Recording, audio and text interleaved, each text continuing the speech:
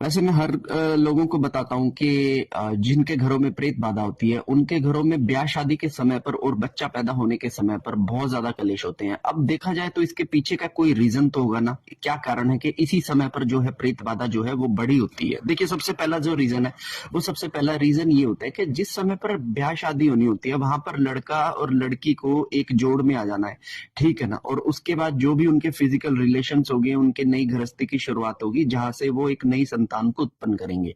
अब ऐसे में हमारे सराउंडिंग्स के अंदर अगर आप देखेंगे तो बहुत सारी ऐसी आत्माएं हैं जिनकी गति नहीं हुई है, लेकिन एक शादी शब्द को लेके बहुत सारे लोग जो है ना वो एकदम से ग्लोरीफाई करते हैं। तो ये जितनी भी आत्माएं होती है जो अट्रैक्शन पॉइंट पे अट्रैक्ट होती हैं, ये दुल्हे और दुल्हन के शरीर पर अपना कब्जा डालने की कोशिश करती हैं और इनके शरीर पर बैठने के लिए, इनके घर में एंटर करने के लिए, इनके ऊपर आने के लिए और स्पेशली शादी के फेरों में इनके ऊपर बैठकर फेरे लेने के लिए ये चीजें उतारू रहती हैं। क्योंकि एक बार अगर आपके फेरे नेगेटिविटी के साथ में हो गए तो ये नेगेटिविटी अपने आप को संबंध बना के आपके साथ में जोड़ लेती हैं और फिर आपको लाइफ टाइम तंग करती हैं।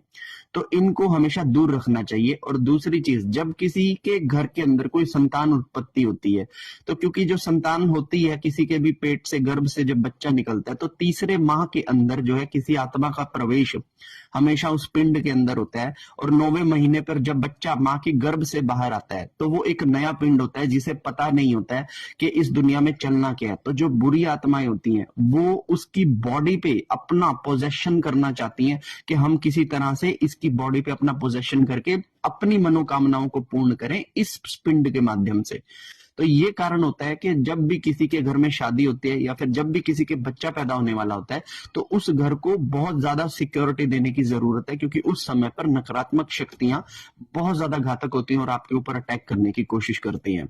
आपको क्या लगता है मुझे कमेंट कर कर बताइएगा। हर हर महादेव।